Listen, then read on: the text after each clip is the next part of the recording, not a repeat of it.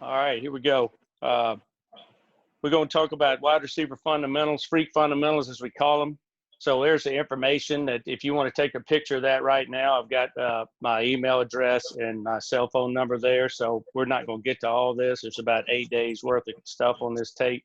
So we'll do what we can do, but it's a pleasure to be here. And we've done several of these and love learning from everybody else. So I welcome the questions too and the feedback later. One thing I want to address is I have a couple of friends that have been devastated by some of the things going on. We've lost one of our players. We lost his dad to the virus here recently, and I have two good friends that both got ALS, which is Lou Gehrig's disease, and we've got a lot of things going on in Louisville, like you have everywhere else for our kids. We're trying to help them and out in the community. So what we're going to do here is do some things. I've got thousands of clinics and stuff, and we're going to try to raise some money. It's all voluntary. If you want to, it's fine. But take a picture of this. That's my information again. But greater love had no one than this to lay down one's life for another friend. And it's devastating to hear some kind of news of passing and people that are ill. So make sure we keep all these people in our prayers. This next slide, here's some of the things we're talking about. I picked out 30 of them. 30 for 30, like the ESPN, da-da-da, da-da-da. So it's all in one. So basically they're $1 a piece. So it's first come, first serve. I'm not saying I've got 100 of each of these, but you can take a picture of those and see. I can explain them to you later. But basically, we're just donating to different churches and foundations and things that are going on with the virus and everything. So another thing I've got going, took me 5 years to do these 4 videos that I've got. Some of you have them, some of you may have seen them. So same thing, I'm doing that for $30. So you can get 30 clinics for $30, or you can get, that Dez Bryant wide receiver video for $30, and that's all going to charity. And I'm gonna match everything that's donated too. So, and I can keep you abreast of going on. That's one way you can take a picture of this. That's one way you can get it. It's clinics for a cause. We're going to do as many of these as we can and raise as much money. Venmo, that's the address down at the bottom. That's my wife. She keeps and spends all the money, so don't get it wrong. Cash App and then PayPal. You can just take a picture of that thing, and it'll take you to the right place. Like I said, there's my information. If you hadn't gotten it, go ahead and take a picture of it there. We're going to jump right in. When we talk about a freak, it's fresh receivers, exciting all crowds smoothly.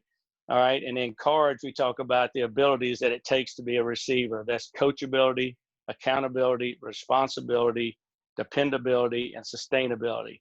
And you can see the definitions for those, and we keep that in a room and talk about it all the time. All those are important. The one thing that you don't talk about is athletic ability, because if you do all these other things, you'll be a good player one way or the other. All right, we're talking about once you sign up, you're a freak for life, man. So once you get it, whether you're out of the business or in the business or having kids or whatever, it's kind of neat to follow some of these guys that I've had over the years. One's in Hollywood, one's in several in NFL, getting married, having kids. It's kind of fun. So make sure you stay with your players. This is one thing that I did when I was at the Eagles or going there. I've always had one. Make your receiver manual, from A to Z. That's just kind of how I did mine sectioned out. You can do it how you want to do it. But that's some things that it starts, and it adjusts every year, to be honest with you, because you pick up new terms, you learn new things. So kind of things you want to do there. Some of the basic principles we talk about, toughness, effort, discipline, no excuses, finish. They're made, not born. The DNA is there, but the rest of the skills can be there. Those are things we talked about with the freak card. Okay. And that's the abilities that we had there. All right, just basic principles, making sure you have an awareness, being a student of the game, that you're practicing at a full speed rep when it is a full speed rep, so you can simulate a game and assume every ball is intended for you. You can read the rest as we go, and it'll be online. I know he's got it where he'll have it. Basic principles, talking about be sound fundamentally and technically. Expect to be a champion. What you put on tape is who you are. Be tough mentally and physically. I think that's physically is one that goes without saying, but mentally is really a great one because it's a grind. Understanding the team concept, what your role is, and then attitude is everything. You control your actions. Pre-snap, what a receiver's looking for pre-snap. I won't go through all of these. It's kind of the keys that you're looking for. That's the field spacing. I know yours is different than the college one, and college is different than pro. but they need to know where the holes in the spaces are in the field. They need to know about the field, where the numbers are, their splits and alignments. It's all key for that. Pre-snap rules, what you're looking for.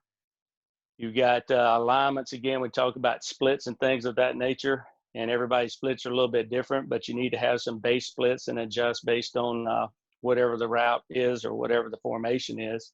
So that's just what this is, talking about splits, what the normal ones, what a cut split is, what a max split is. And I'd be curious to see if anybody else has any other terms, because we use different ones.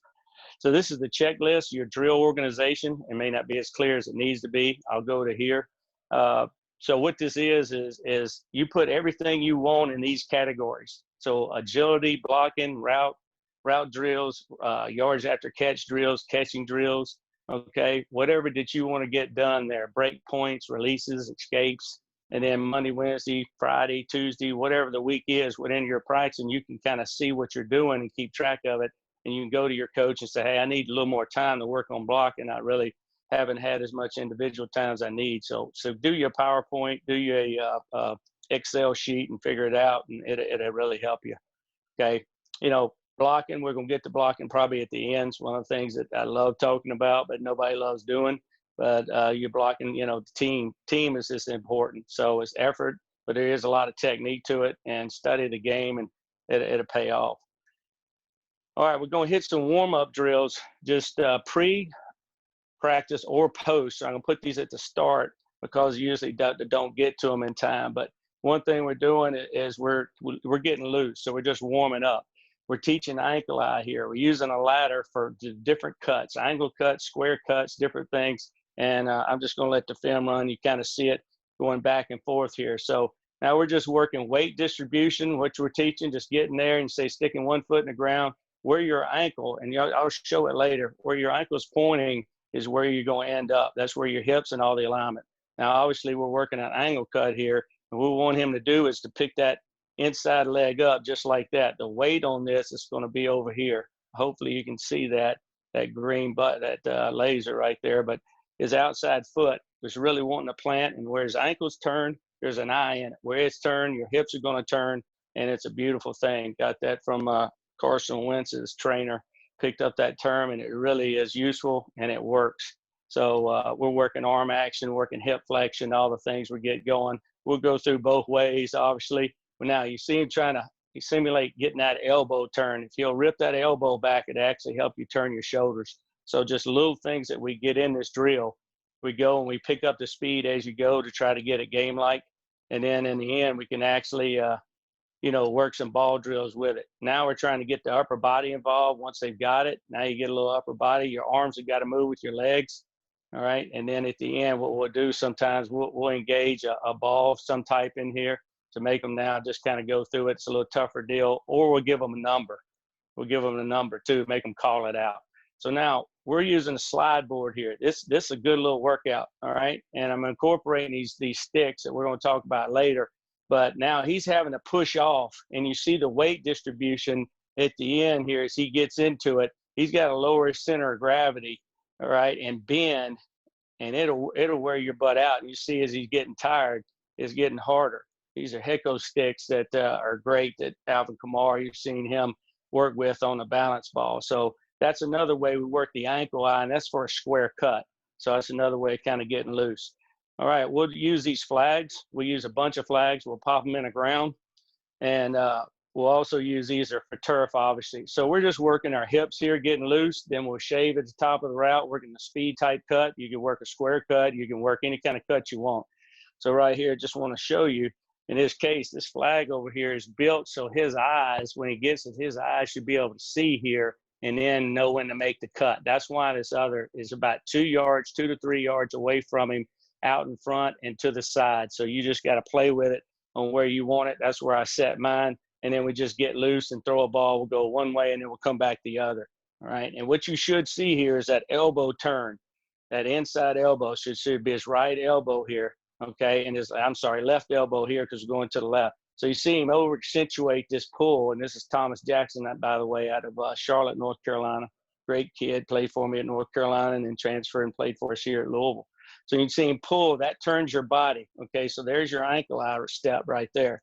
Now this left elbow is going to rip his upper body out of it, and he's going to point his toe where he wants to go with this next step. So little things like that, just getting your eyes to the prize and opening up. So that's what we do, warm up a little bit. You know, we can work different things, A skip, B skip. You can do all the different things you want to do on this thing, okay?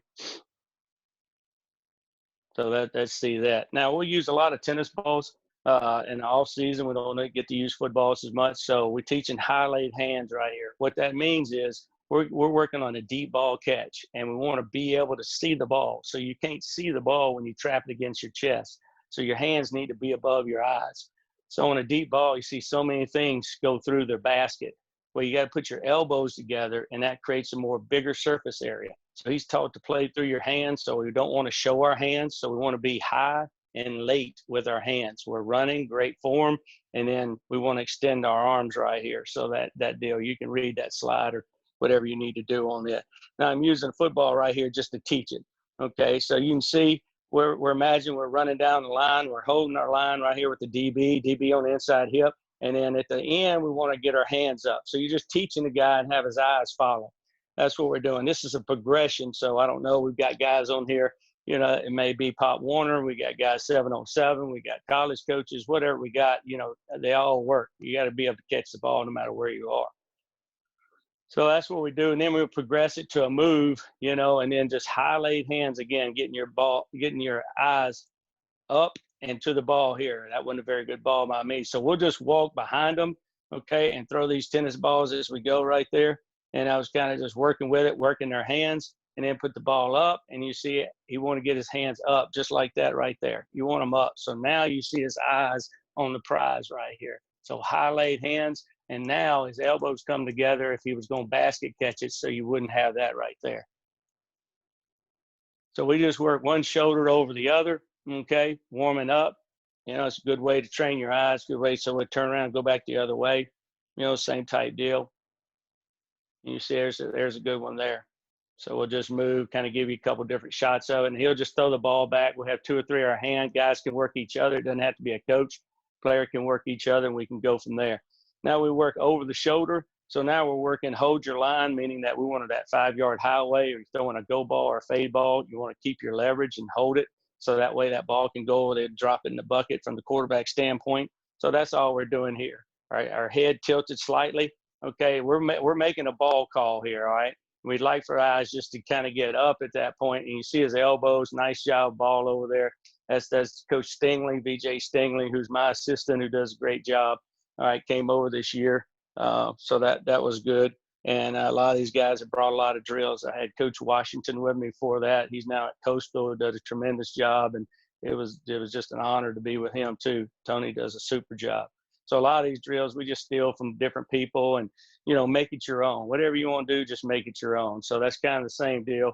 Just throwing the ball over different parts of the shoulder. I know everybody's done these, and you kind of going from that point. You see, kind of catches it, just throws the ball back over his shoulder. That's kind of where that goes. All right, as we progress. Now you see him right here. He's making this ball go over his outside shoulder. So now he's having to adjust. Why? To keep the DB from stripping the ball or coming down with it right there and knocking it out of his hands. That's why you want the ball over your outside shoulder. You see where he's catching the ball, high laid hands right here. So it's a nice job there of doing that. We'll also work outside the frame and one hand. Why? Because there's a situation where you're going to have to do that with one hand catches. All right. There's a situation where they're going to hook that right arm, in this case the left arm, or they're going to pull the hand down. So not sure what you want to do right there, but that's just working that way with it. And then we'll incorporate a ball sometimes with the same thing. All right. Now here's a curl. Say you're coming back for a friendly catch, and all of a sudden the ball is outside your framework. There's another instance where you want to have a one-hand catch because that's the only thing you can do to catch it. All right. So you work right hand, left hand. Guys have fun with it, split up teams, have competitions. They enjoy doing that. All right. Now this next one I got when I was from Mike Rowe at the Eagles. It's a really good, we bring guys in on visits and test their hand-eye coordination. You're juggling with 2 people. All right, that's what you're doing. So you can kind of read the slide and see what's going on. So one guy has 2 balls, the other one has 1, and really you just start juggling at that point. you work your right and then work your left. You're going to reverse the action. You'll find out what side of the brain has the best reflex. All right, it's a super way to compete amongst your players. You can jump in there too. It's fun. Guys need to have fun playing a game, and you can put a little something on it, up downs or gassers or whatever. So here you go right here. But we're a couple yards apart, explain the drill. So they want to compete. So now he throws one on the other hand and he switches when he gets it. Okay, switches when he gets it. There you go. So you see them kind of go, and one's comfortable closer, one's comfortable further away. You can kind of see how they go. And I'll usually mix a color ball in here. In this case, we have two different color balls. As we go and we switch sides here, all right, you're going to find out that your one hand's slower than the other, your right brain, left brain. They're all trying to figure it out right now, so they're trying to get it through here. So now you see the ball move a little bit slower, so from one side to the other. So that's and then you see my slow ass right here, kind of going with Thomas, So that's what happens when you get over the speed limit, in your age. But I ain't bad for an old man. So we're having fun with it and goofing around doing those things. Okay, this one I don't have any film with me today. It's partner shuffle, so you're getting loose. So all you do is cut the grass, and you're working a basketball shuffle, not crossing over. All right, and you work side to side, and one guy has a ball, and he throws it to the other guy. You have two balls. One has one has the other, and you throw it back and forth. You work down the line, and you come back. It's not too hard. Simulating your stalk block, and also you're getting loose and working your growing area. The other thing you do is a little tougher partner karaoke right there, where you're doing the same thing. You still have two balls, and you're working the karaoke drill, working your hip flexors again, kind of getting that way right there. All right, so that's kind of what we're talking about when we get to that point. All right, this one right here, I'm going to stop when we get through the warm-ups and then take some questions, and we'll go to the next thing. We're working power steps with the ladder. We're warming up with ladder. There's 1,000 ladder drills. You've always seen our ankle eye one at an angle or flat. So we're getting loose. So we're using a double ladder. A power step is we're inch technique versus press. So we're going to get into a release point too, but it's how we warm up. So we'll work down the ladder, and then at the end, we'll work a route, incorporate some type of slant or something like that. So you see the steps. The guy's in an inch technique, he's pressed. We're coming off, and both steps now we're in a power, so we can move with either foot real quick. We're getting him off our line, simulating almost like we're at the top of the key. We've got the ball with 8 seconds left. You're going to take the last shot. You're going to work the guy, and then all of a sudden, boom, you're going to break it off on him. So you'll kind of see some of these when we get to releases a little bit later. Here's a good picture from the end zone view of it. He's working the guy back, and then bam, he'll make a move, and then we're just getting loose right here. So that's kind of with it. All right, distraction drills while you're getting loose is a great way to do it. All right, here it is, a picture of the arms that they sell. Gilman does a great job here. You see the hecto sticks we're working. You also see the ball being thrown in a ball me drill. So you get a picture of some of that. You can work just coming around and digs and things of that nature. You can work curls, whatever you want to do. You just got to place the ball. That places the ball at a different spot. He loses it, he catches it. So everybody's got some type of drill they use. But while we don't have them, it's nice to have a bag. And you don't have enough guys to stand up there and wave their arms and things of that nature. So you can mix it up that way. Here's like a curl action. You can come around, do some different things there. Good drill here. Ball me now, really. So he's looking right, catching left. So he's going to lose the ball. Then he's going to come around and have to see it. So that ball comes right off. He knows that tight spin. I should still be in the league throwing the ball, I think. All right, so that's good stuff. Looking around, getting a chance to see it. You can kind of see the action there, kind of how it works. And then all you do is flip sides and do the same thing. That one was a little too close for comfort. And you can mix the throws how you want to at that point. Here's just another view of it. You got to be accurate with your throws. Or you can get a ball machine, which is, it's going to be more accurate at that point. So that's kind of a picture of how these go. We use the great catch gloves. We'll discuss those maybe a little bit later. Those are things he's got on his hands, the little balls right there to make you catch the ball correct way. So we're doing the same thing here now without a bag. And not a good throw there. There you go. So he's shaping the ball up with his hands, doing a nice job there. So that's what this drill is here. Okay, we also can warm up. You saw these earlier with the hicko sticks and just making a call, ball. And he's got to find it, one side or the other. Now you can start going full speed, and just going right, left, depending on how many sets you got. And they're colors, so you can call out a color. Red, black, white, whatever the color of the stick is, he's got to catch that part of that stick, which are pretty neat. So he can't see it at all.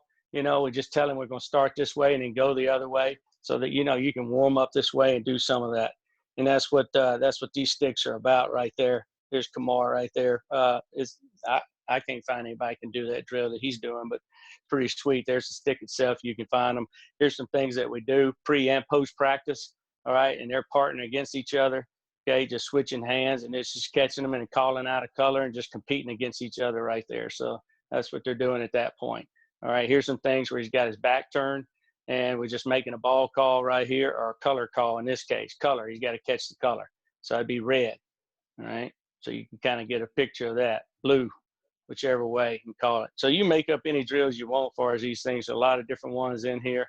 It's one of our freshmen there. So that's a good job. You see, have to turn and catch it, have to find the ball, look over right shoulder, catch over left, things of that nature. Here's the one we just talked about earlier, having to go from one side to the other. All right, so you've seen that one already, and that's just different guys catching it.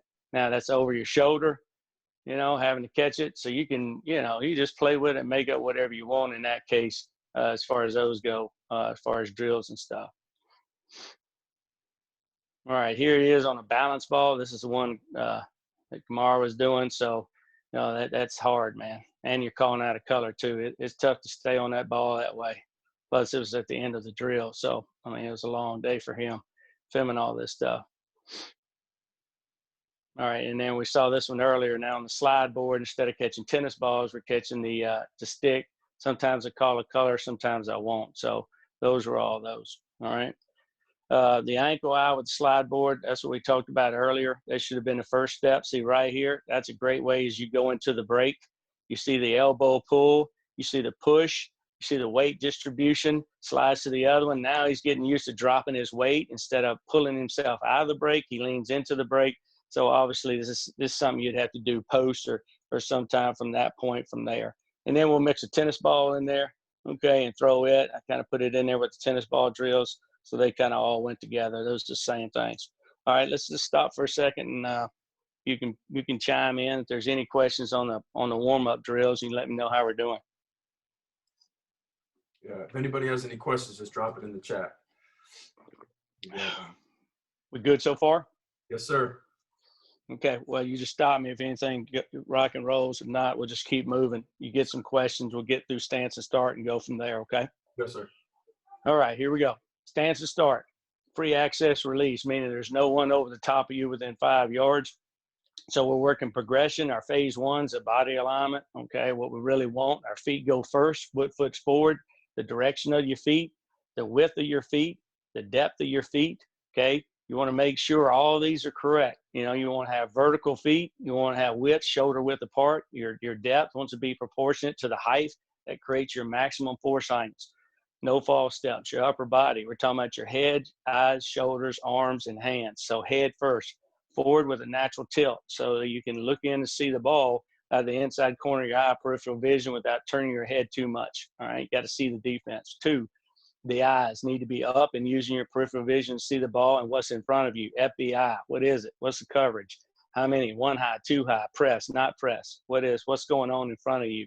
Okay, your shoulders, they need to be over your toes. All right, creating a natural forward lean without causing a hunchback. Make sure your weight is over your front knee and your front knee over your foot. So that way you keep your shoulders square and vertical. Don't turn. They should be with your hips and your feet. Don't turn in to see the ball. All right, turn in with your head slightly, not your shoulders, your arms. A lot of people like the OBJ, like to cross their hands and they're moving to move. All right, so keep your hands to be shoulder width, and feet should be comfortable.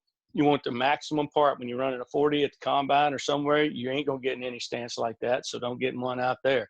Okay, your hands, don't be clenched, be relaxed. Some people roll them. Everybody's got their own little deal, but to run fast and efficient, you want to know what your biomechanics are and how to run, so you need to understand that. All right, don't move to move. What that means, everybody's got a different running style, but how your body works doesn't change. All right, so your hips and your elbows and your shoulders are all got different joints. So you need to understand how proper running technique is, and you can't change a guy too much but you can work on all the things that help him. Don't move to moves. It's the arms we talked about, or false step, or things of that nature we talked about. So what are some of the drills here? You know, you're getting a group together about 2 or 3 yards apart, inside foot up here, watching the ball. When it moves, you move. Because what you're trying to do here is make sure if you're barking out the signals and you're using that type of cadence instead of a clap, you're trying to get guys to jump off sides. So you're working that rage right off the ball, and you're working the fundamentals here, you know, so they can see the ball move. You see the tilt of the head, then the move of the ball. So we're calling out, you know, you can go warming up, you can get that way, okay, and working those first 3 steps and getting through whatever you need to do, any kind of movement right there. So guys are going right there. There's Tony right there moving it. So we're just running the whole group, okay?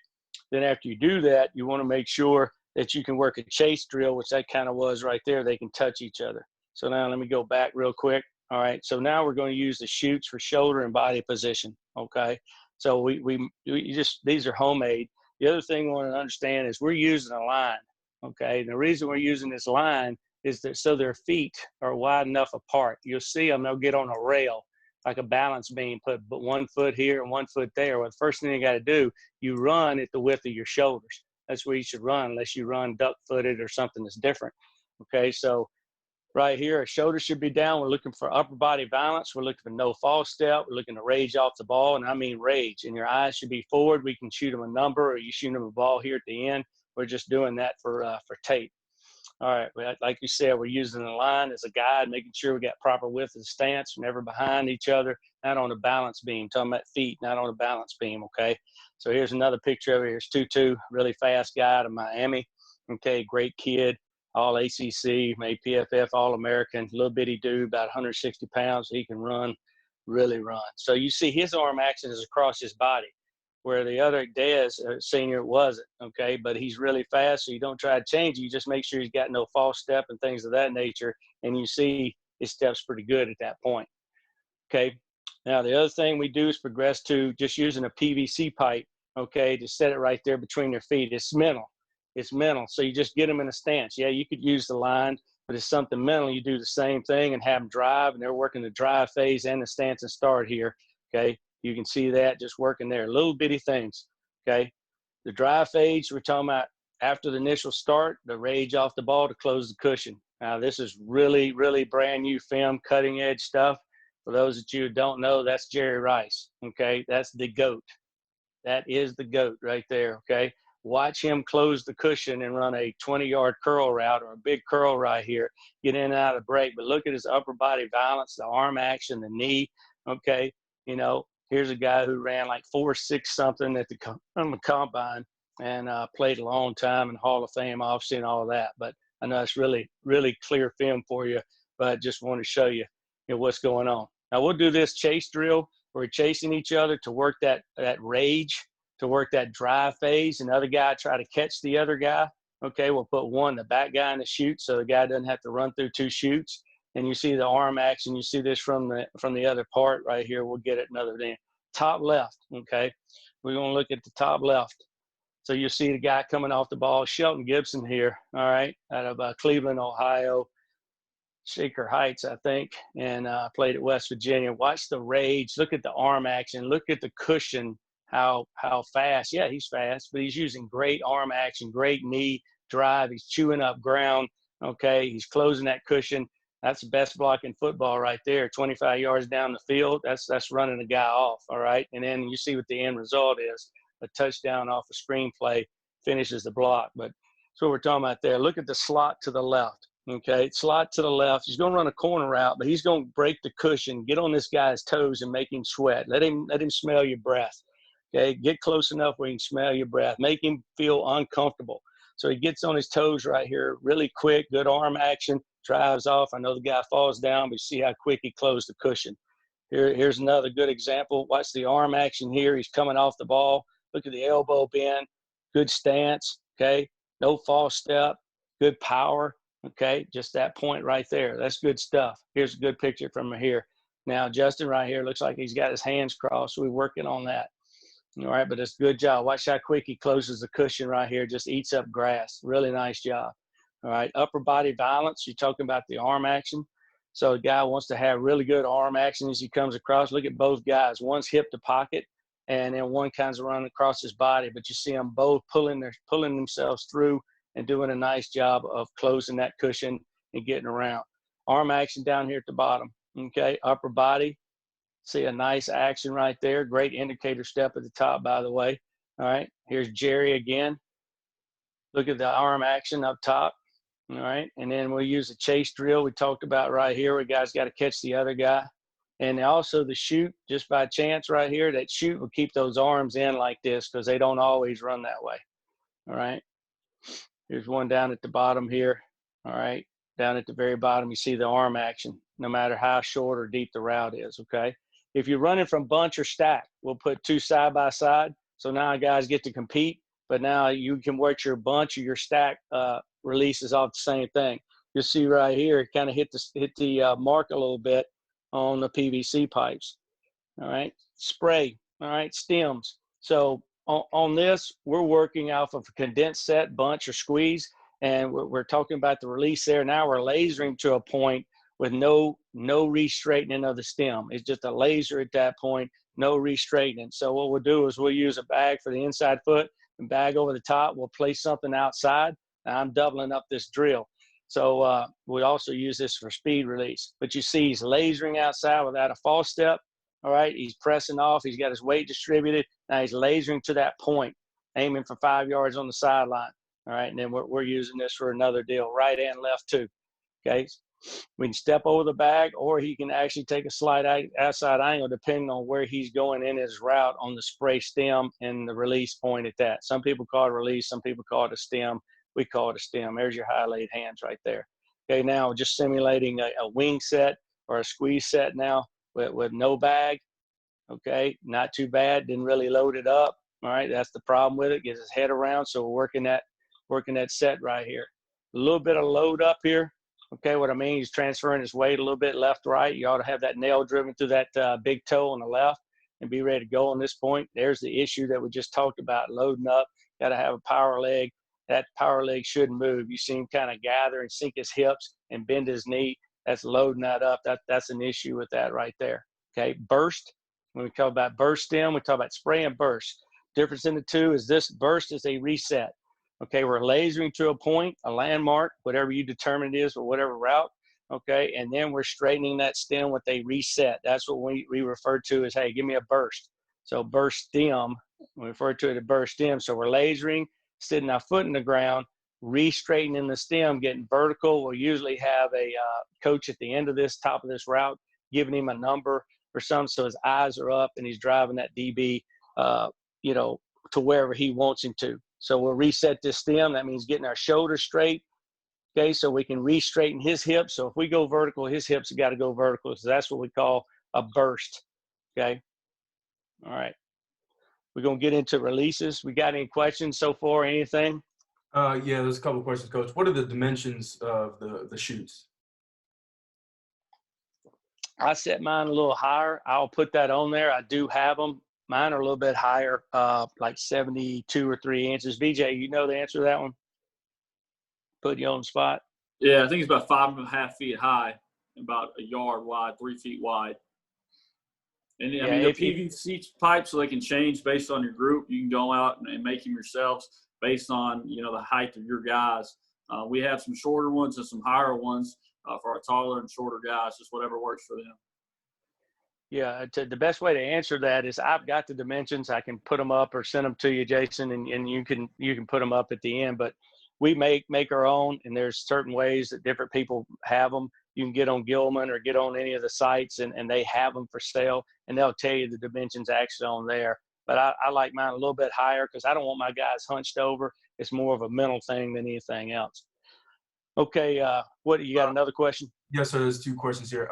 Just in regards to the warm-up drills, do you have a progression of those drills when you're warming up? It depends on the day. Yes, I have it based by the day and how much time I have. Sometimes my meeting time gets a little bit shorter because of the different things that we got going.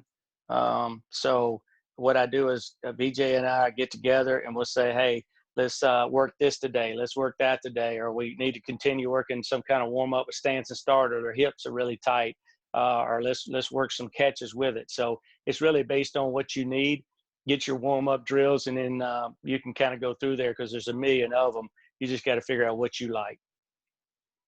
We're good, Coach. Okay. All right. Releases. I know a lot of people like to talk about releases. I define releases as two things: level 1 and level 2. Okay. So I'm going to go back. Level 1, we're talking about on the level 1 on the line of scrimmage. Okay. That means pressed.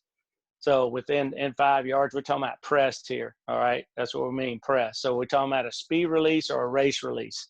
Okay. A one step and blade. So one step, and then we're going to turn our shoulders. You're going to see, I'll explain what blade is, or some people call it rip.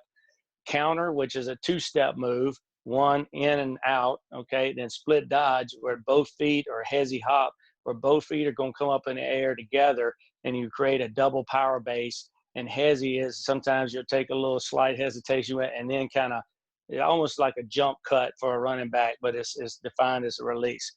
Slip and stretch, or stretch and slip, we'll take a defender one way, okay, 2 yards outside of them, then come back underneath. And then a butt release is where we're actually on the line of scrimmage. He's been real handsy. We'll take our hands and drive it inside his chest plate, butt off of him, and then go. Then the other is a dive, okay, where we're diving down inside. One is a dive reset, where we're resetting outside the defender, and a dodge is where we'll actually flip his hip and go the opposite direction. It's just a technique off of that.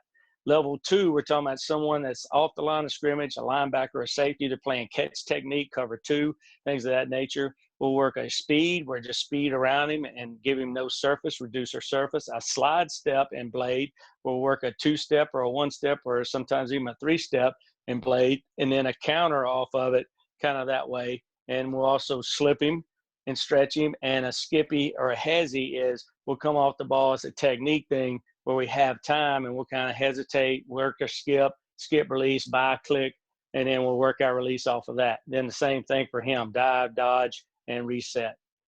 Okay, we will speed release, an outside release where there's no wasted movement. We're getting up the field now, speed up the field, avoiding the defender using a blade technique, okay, or some other hand combative technique.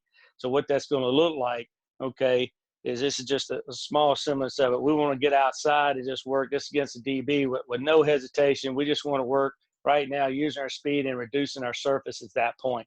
So here he's just working outside release on a speed outside, and we're going to aim basically 2 yards outside defender, and then depending on the route, whether we stack him or not, or where we're trying to get to there. Here's a picture up top. I know the film's not great on this one.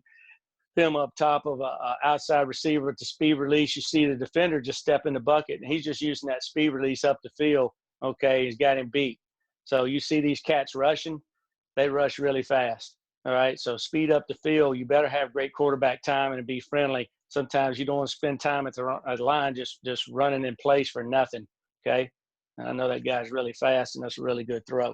Now, how we work this, we talk about speed blade. So speed release with the blade versus a pop-up. We have arms. We can use the crayons ourselves. There's an outside movement, no wasted movement. Okay, we're getting up the field now. What is a blade? Okay, you see the razor blade up here. Okay, a blade. Blade is the act of reducing one's surface area by using a violent back elbow turn. By doing this, your elbow controls your shoulders. By pulling it back, you reduce your surface area for no contact by the DB. This technique goes in the first step of the route. It's part of the route. It's part of the first step. Okay, be used first or second level. Right, so there it is. You see the action of it here. You see how this elbow is actually turned here. So it's at that point. It's really turned. It's turned here. You see he's reduced the surface, so his numbers are pointing the opposite way. So he goes through. The defender hits you on your back if he hits you at all at that point. Okay. And you see the MMA, that guy that's spinning elbow,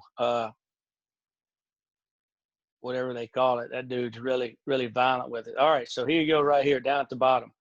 So there's your step outside, attack half the defender, never attack down the middle. All right, you see the defender's inside. The bag is simulating inside. Okay, there he is right there, blade, and this is a secondary blade. Now, he makes his secondary blade really early. That's what that flag's for. Okay, he's making it really early. But you look at your first one with the elbow right here. If I can pause it.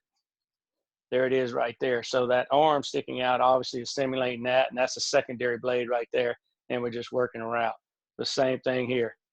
Taking half a man, working the bag, leaning into him. He gets to rip up through, and then we're in good shape. Same thing. Okay, so we'll just work that, and then we can warm up with this drill. We warm up with this drill all the time. Okay, so you can throw balls over the shoulder, baseball turn, whatever you want to do. So you can see him try to get that back elbow back right here, and that's what it does. It reduces the surface area right there when you do that. Now he's overstriding a little bit. He's a big, tall guy, but we're making him do that so we get into there. Let me get some pictures.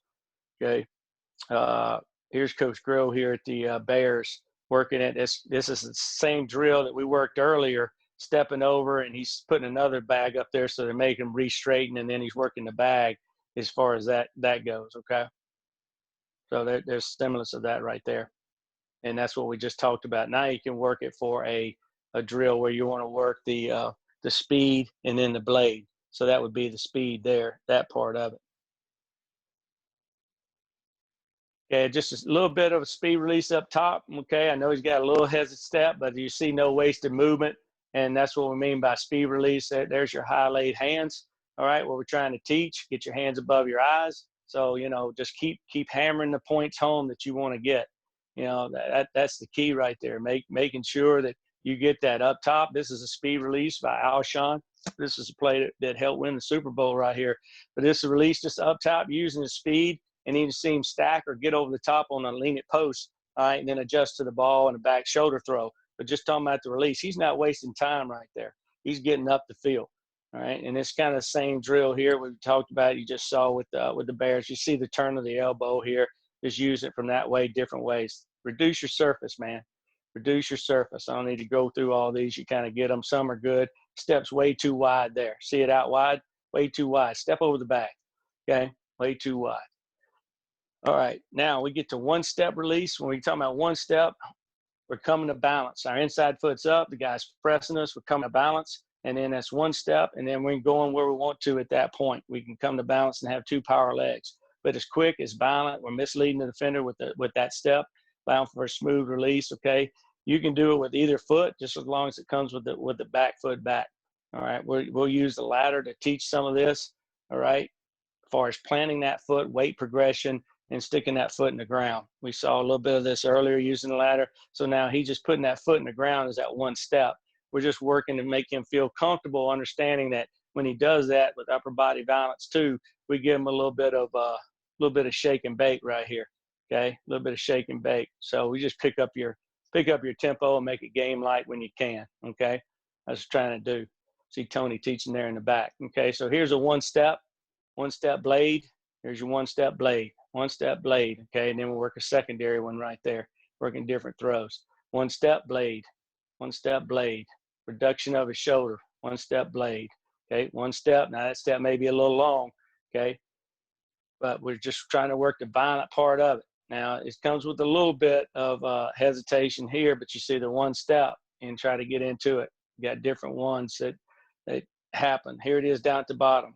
So he's also steering him with his eyes with this one step. So he's steering him outside. When steer was talking about using our eyes and shoulders. So he's staring the defender in the eye. He's turning the stripe of that helmet. So there's your one step, and there's your blade right there, okay? You're getting across. Here it is in a game technique. So it's going to be down here at the bottom. Watch the defender. It'll be down here at the bottom. One step. It's kind of a hezzy step, but it's a one step. One step, and then there you see the blade. Now he's beat. Now this would be a re-straighten, so this would be a burst stem with a one step as far as the release. Now this is going to be the dodge, and he gets grabbed with it. So that's what we mean by dodge. He's going to flip the hip, and then he gets tackled. I had to take that kid out of the game. He was killing him all day. All right. So here it is. So kind of a secondary one step. You see the slot up top. This is Alabama, Mississippi State. Here it is, right, comes up. There's your one step. Boop, and then he's gone. Okay, running the box fade. Nice job there, but there's a one step. Okay, he's going to be down here at the bottom. One step, feet are balanced, gone. One step, gone, violent. Freezes him. You see him sit in the chair. See the DB sit in the chair, and then he's gone, okay? Here it's going to be up top. Fade, one step. Feet are flipped. The back foot comes down. Boom. Boom, gone. Now, he didn't do any blading or anything far as that. He tried to use a little hand combat, but he made the guy miss. So you got some different techniques, the same guy again. Okay, he's got his foot back 1 step. See him make him take it, steering with his eyes. So you got a lot of different ways. Put your own flavor on it, and you'll be okay with it. You know, it's a lot of ways to get to it. A lot of ways to get to it. All right, counter. We're talking about 2-step here. You're going opposite. So you come into balance using a subtle come to balance step, then a quick and violent 2nd step with the upper body movement to gather information on what the technique is, and then which way to steer him, and make sure that this is a 1-2. Is, you know, like a counter punch. So here we're working it here. 1, 2. We want more shake and bake than this, but we're teaching at this point, and then that's a blade off of that. 1, 2. That's not too bad. 1, 2. Okay. 1, 2. Subtle and then quick. We're learning as we go. This one's pretty good. Watch it from the back shot. 1, 2. There you go. Brings the foot up, shakes, and you see he's not having to go anywhere. The other thing is you don't want to cross the defender's body because you're going back outside. So you don't want to take a step across the guy's face at that point. Really nice job.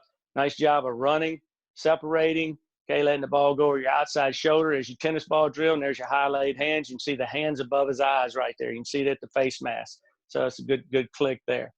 Okay, here it is up in the slot up top. Slot up top. There's your counter move. Okay, 1, 2, back out. Okay, here you go. 1, 2, back. Now he's going in. 1, 2, and then he's using a 2-hand hammer. Okay, and then you see him separate there and run before he looks for the ball. He knows the deep ball. Okay, here's your hezzy hop or your split dodge. It's like a jump cut. Okay, just like a jump cut. You got to come to balance. You have two center of gravities at that point. All right, and we'll see some of these. The other one I want to talk about was a butt release where you shock him. All right, so if we didn't get to it, so here's your split dodge. All right, or your hezzy hop. So both feet come up there at the same time, and then you see him blade and work it, and then work a secondary one there too.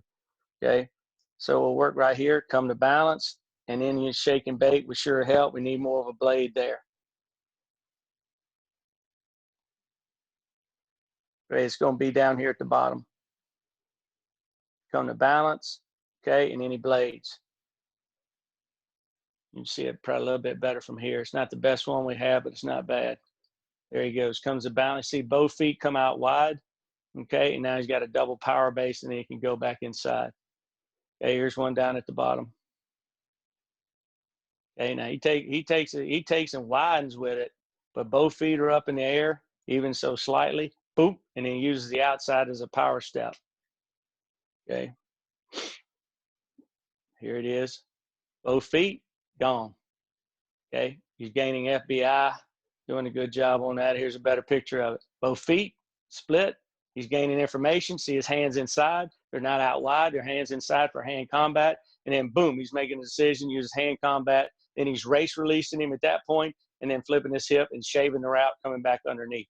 Okay, this one's a little bit harder to see. Okay, that's Nelson. You kind of see it from there. You see, both comes to balance. See, DB does the same thing. You use hand contact there. Beat him so bad. This would be mailboxable right here. I mean, you throw up the hand and moss this stuff right here, but this route may not be that way. So here's a pretty good one in the slide, 84. No, it's a little bit harder to see, but you kind of see the feet come out, up, and he's gone. Now, I'm not digging the swim move. In fact, I don't like swim move at all. There's a good double move. Steer with the eyes and shoulders. You see how the eagle wings turn. So he's beat him twice. Now back upfield. Nice job of that. Okay, here's a picture from here. So we're talking about split dodge. So feet come together, double power move.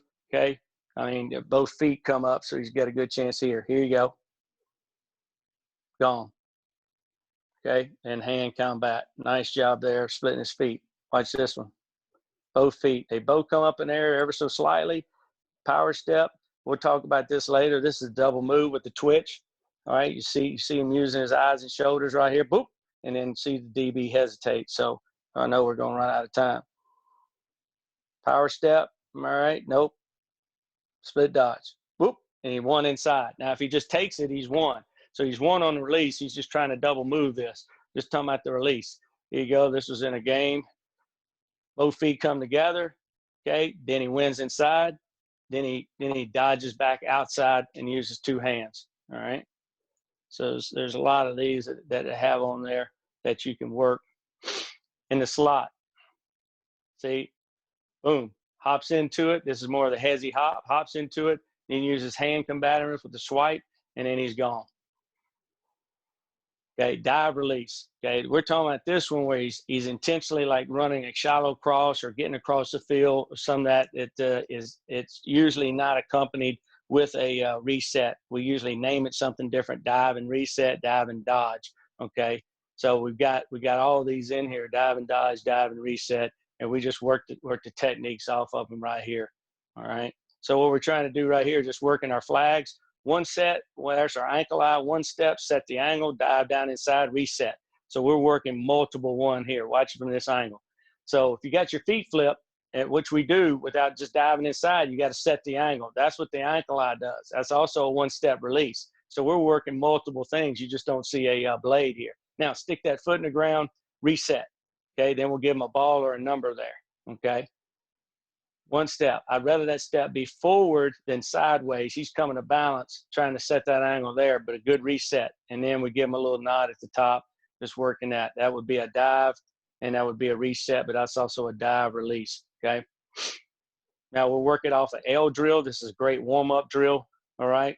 So we do an L drill, and then we make it with a dive. So now we have the 1 step, set the angle, dive inside, get around the cone, get back around the flag, and we're working a speed cut with a dig. You see how he shaves that route. You see the flag move right there. Then be flat and friendly at the top. Get your numbers to the quarterback. Be real friendly for him, okay? Working dive. So this is down inside. This is actually off a cutoff block, but it'd be the same release. So now his feet are flipped. He's going to dive down inside, all right? It'd be up top. There's a dive. Dive, and then he's going to try to push his hip and end up in a dodge. You see him win up top. So he's coming back across. Here's one. We're going to get this to the tight. We're going to look at the slot. We got formation to the boundary. So look at number 1 here to your right. Okay. We're going to use a little freeze technique here, get the defense. All right. Now he's going to dive. Now he's going to counter. Okay. The counter here is coming back across of him. So there's your counter off of it. Dive, attack. Make sure you got a dog on the chain. You just pull that dog where you want him to go. Walking that dog right there inside, then reset, okay? Now he's just resetting at that point. Nice job there. Here's one in the slot. This is the Patriots. You see the guy just put his hand, alert, alert, alert.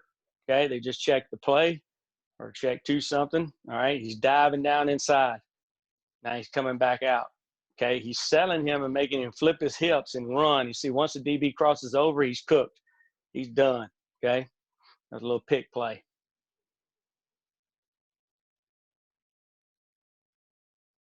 Okay, down here at the bottom, 1 step, dive, okay? Now the guy you get undercut right here. We'll talk about this later, but he does a good job of straightening it up, okay? But a good job with the 1 step, dive. 1 step stick, dive, reset. We're in good shape.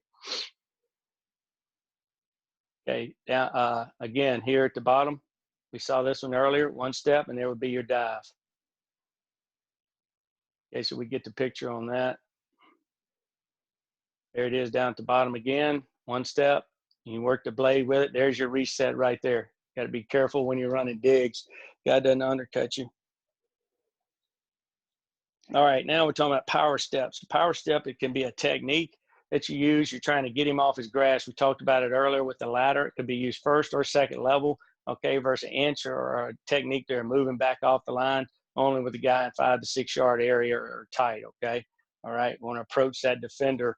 And we talked about this one, how we use it. We saw this one earlier, kind of what it looks like. You got the picture here, all right, kind of what it looks like. So here we go here. You can see me. I still got game. All right, got my freak shirt on. All right, we're good to go. You got the ball at the top of the key. You're making the guy miss. Okay, you're backing him down at the last minute. Then you're taking your shot, okay? So that's what we want to work is simulating that, and we're having a little fun with it. We're crossing over, with dribble, crossover dribble, run between our legs, make it miss, and then we just got a little flavor with it. So you got to have fun with it too. Here's some power steps, power step blade, okay? Watch this one. Hezzy, power step blade, okay? work it,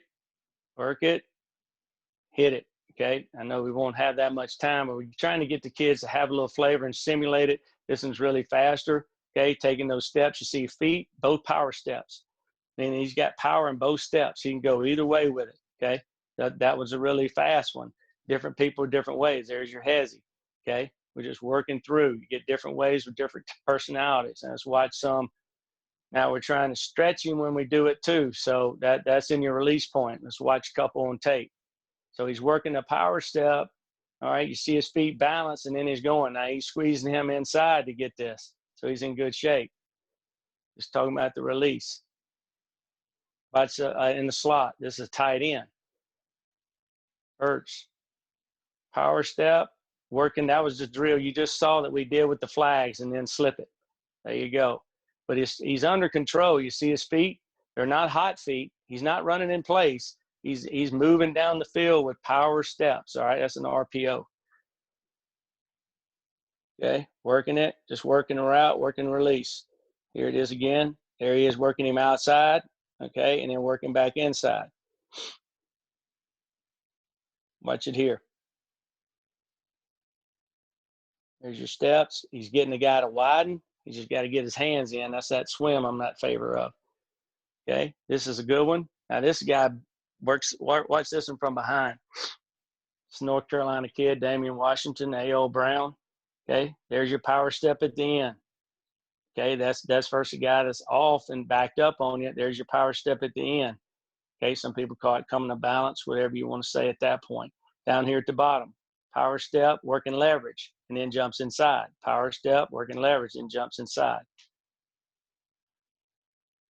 Okay, watch this one in the slot. Down here at the bottom, the slot. This is Texas A&M. So his kid's working the power steps, and he's working outside of them to almost, like you said, slip him, but see him reset. He resets his stem and then gets flat and friendly right here. Okay, he doesn't drift too bad, which is a good job by him. Watch these power steps. Power step, okay, works him again. He just mixes up the tempo of the way he does it. He just changes up his tempo, kind of with the motion action there.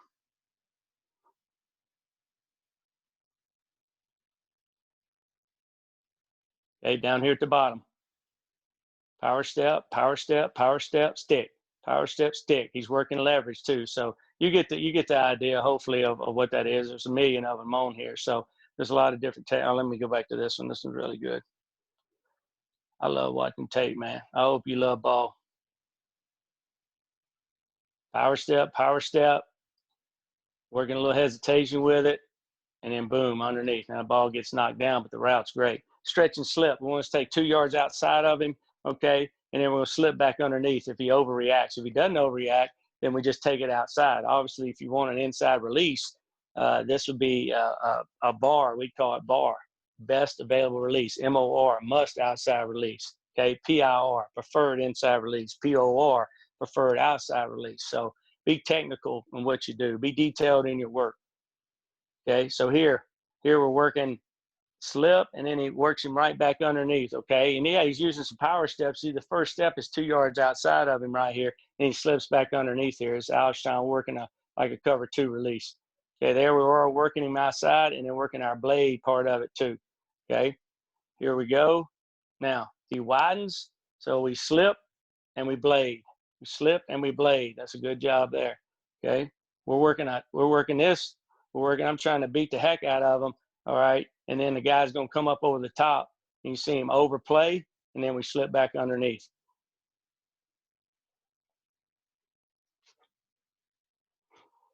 Watch this up top. See him working, steer him. He slips him. Now, this unfortunately wasn't a route. We had him smoked. But you see the receiver here in the slot works him outside, okay? And now he's able to slip him with no problem. He created his own space. Okay, watch it from the tight. Watching 81 in the slot. The guy's inside of him, severe, playing man. He works him outside, then he slips him. Look at that release. No problem right there. No problem. Down here in the slot. Working a little power step with it, but he's stretching. You see him 2 yards outside of him, even though the guy's inside of him. Pulls him to where he wants to go. Dog on the chain and gets a clean release. we ended up getting a completion off of this, which was nice by him on the adjustment.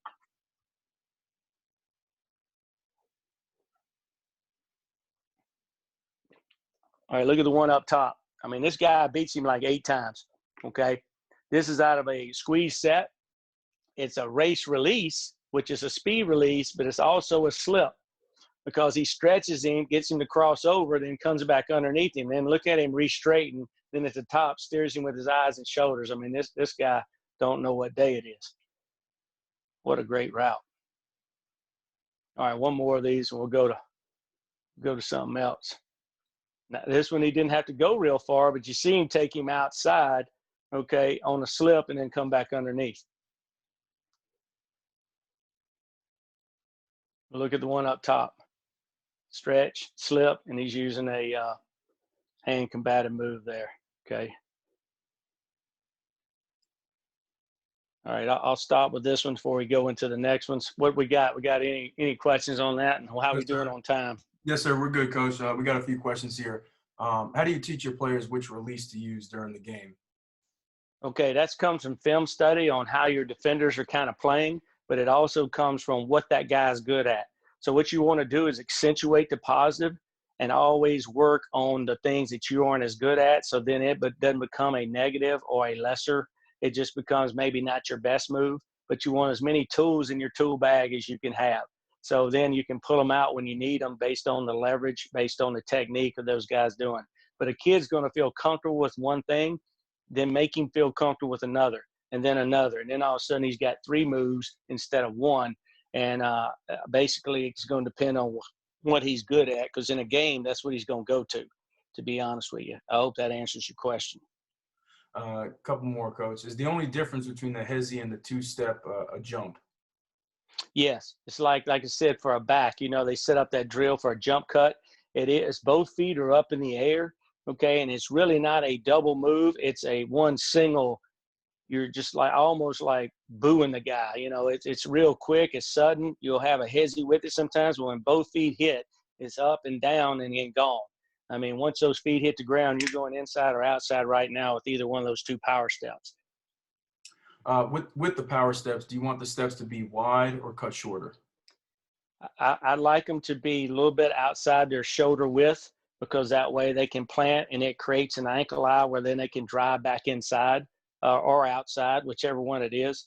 And the depth of them, you don't want them too deep. You want them short enough where they can have power, but yet long enough where they're not running in place. They need to be moving down the field more in an inch-type technique. The more the guy's backing up, the deeper the step you can take, if that makes sense.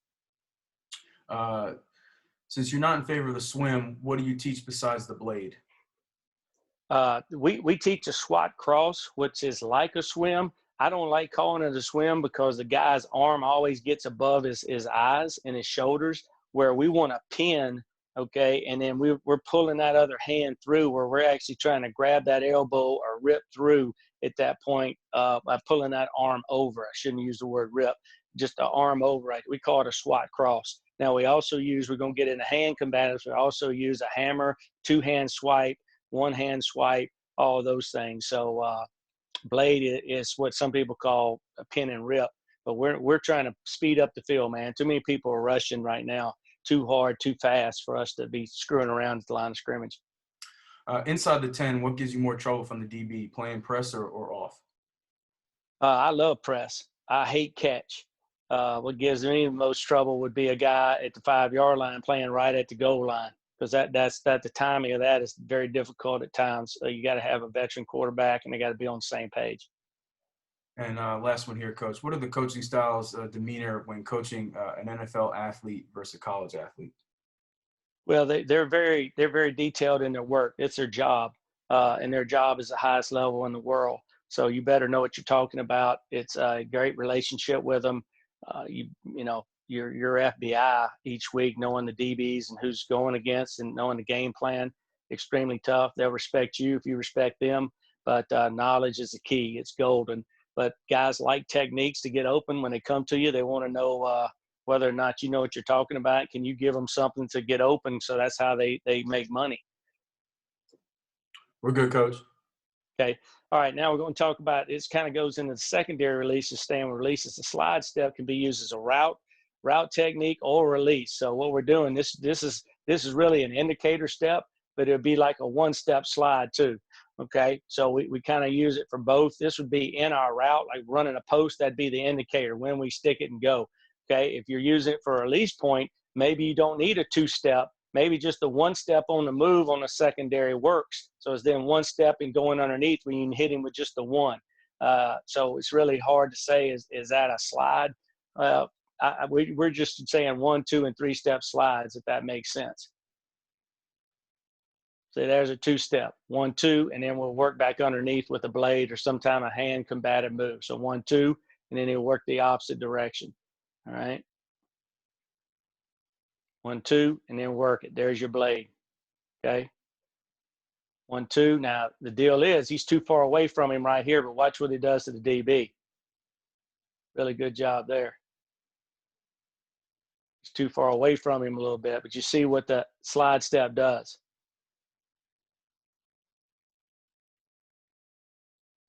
Slide step. It's almost became a power step because his feet came together, but it's 1 inside, 2 outside. Okay, and just beat him like a drum. Watch it from here. So this would be a slide step when you use it for a secondary release. I like it. He's got quick feet. Here's another good example. Okay, that's 1, 2. I don't love the slide of the feet. I don't love the pebbles coming up. Okay, I love the route. 1, 2. So it's outside, inside, back outside. So that'd be like a counter. So that's why we call it a 2-step slide. Now he's working his leverage, then he's going to slip it. This is very subtle. I mean, very subtle. This is really good by this kid. All right, who's a rookie coming in. He's working his technique, trying to get outside. The guy ends up leveling to him. So then he gives him a little bit of, watch it, right there. He just gives him an out-in move and then back out. So it's really good. It's subtle, but look what it does to the DB. It just kind of pushes him back just a step so he can get across of him. Here's another one. There you go.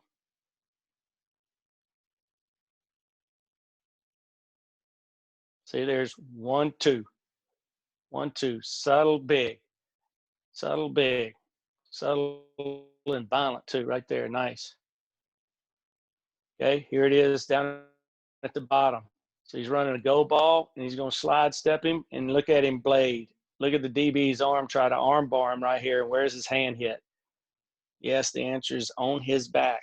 Now we got a chance to stack, get on top, and call it a house call.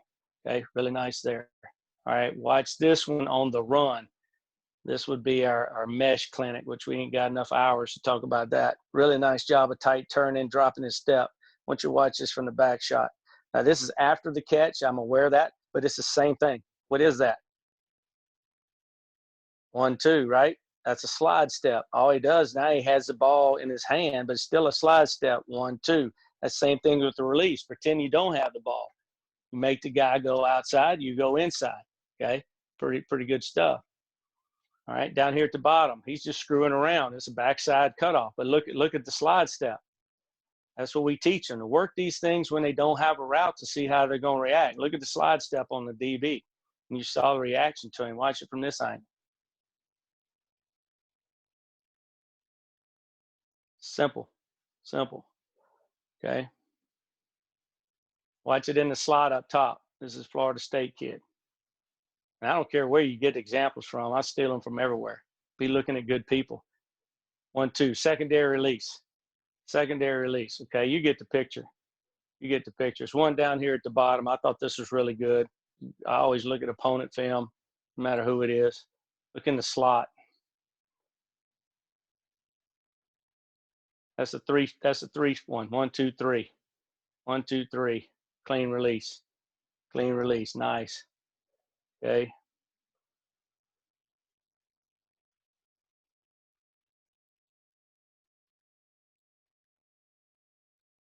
Down here at the bottom. See a 2-step slide. So you got all kinds of different variations of it. You know how you want to do it. There's a 3-stepper. 1, 2, 3.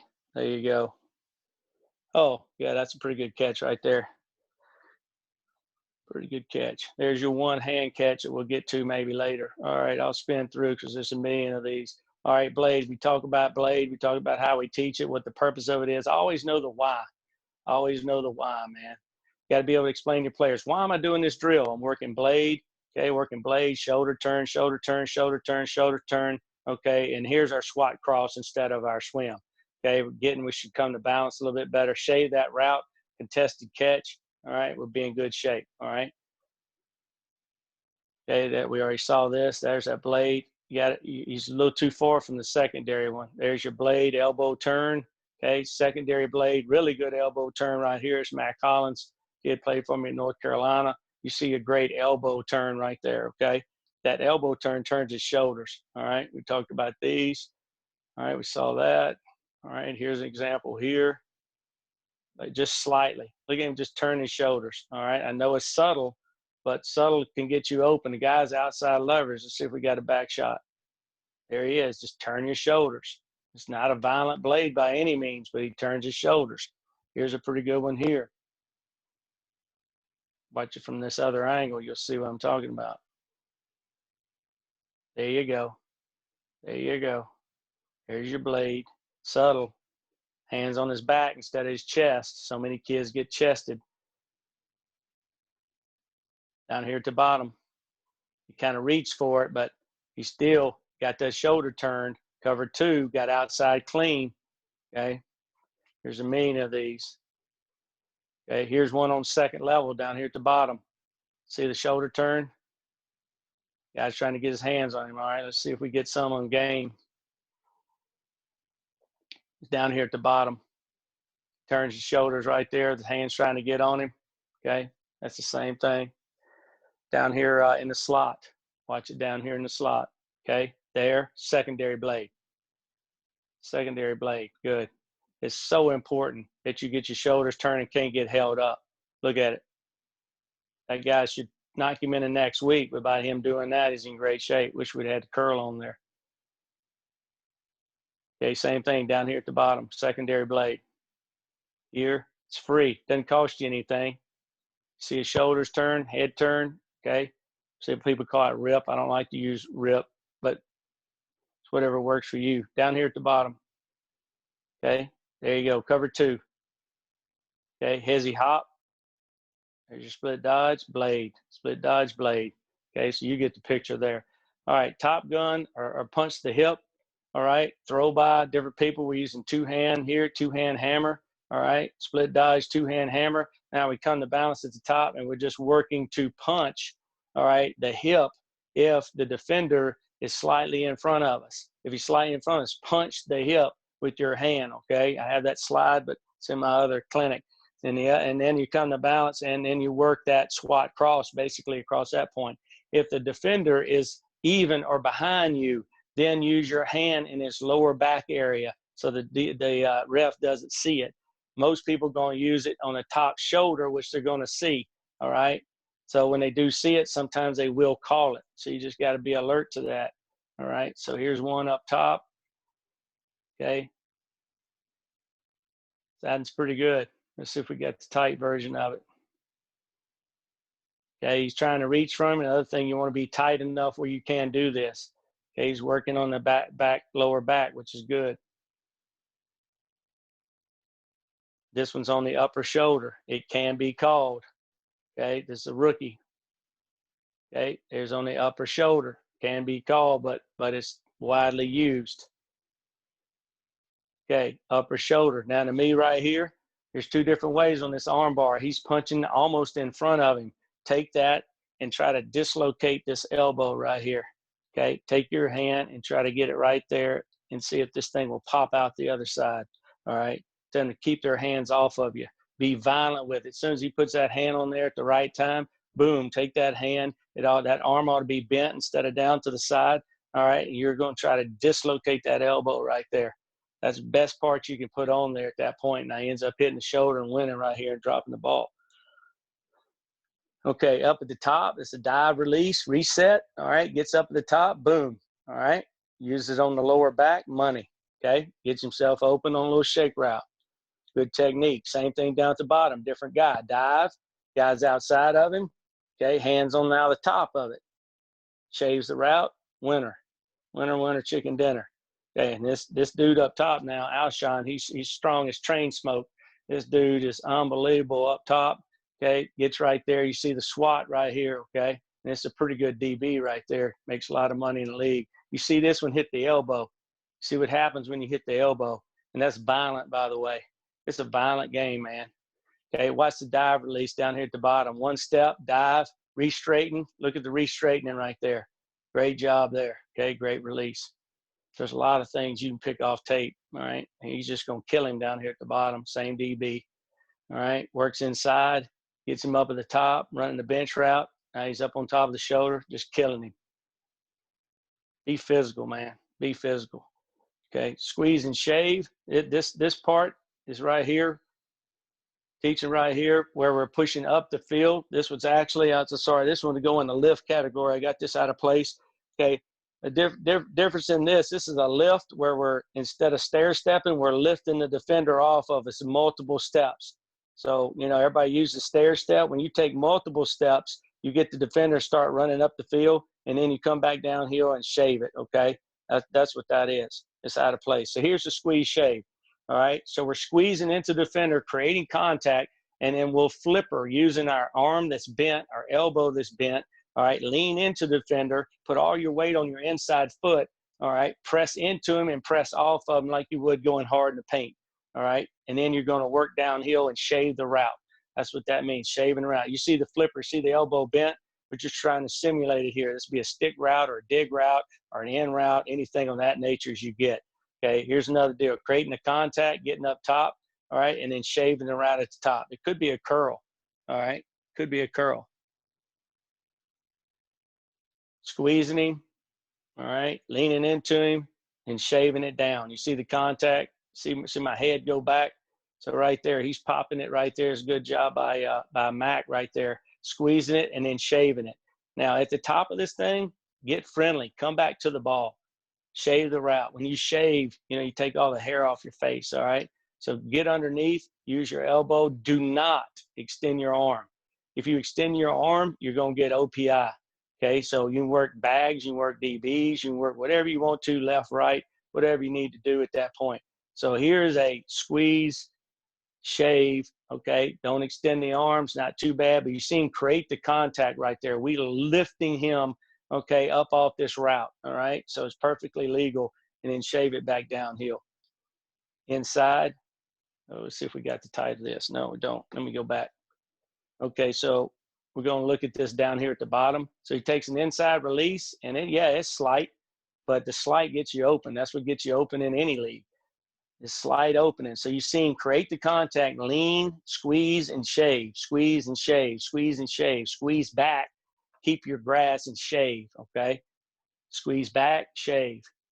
Watch this down at the bottom. I mean in the slot. Now this is a tight end. He leans into him. Now be careful about your arm, but you notice he gets back vertical, resets the stem, leans into him, plant foot, open, and go. Lean. See, I don't like the arm extended, but I like the everything else, okay? You know, they're going to call certain things against certain people. Depends on who you are, whether you get the call or not. All right, watch big boy from down here at the bottom, played at A&M, plays for them, okay? Look at it. Lean, create contact, squeeze, shave, okay? 34 is a pretty good player. Outshine up top on a inside slant. He's going to take an inside release, but he's going to reset the stem. See him stay. He doesn't just run inside and eat his grass up. Okay, he's leaning back into him. You see the elbow there.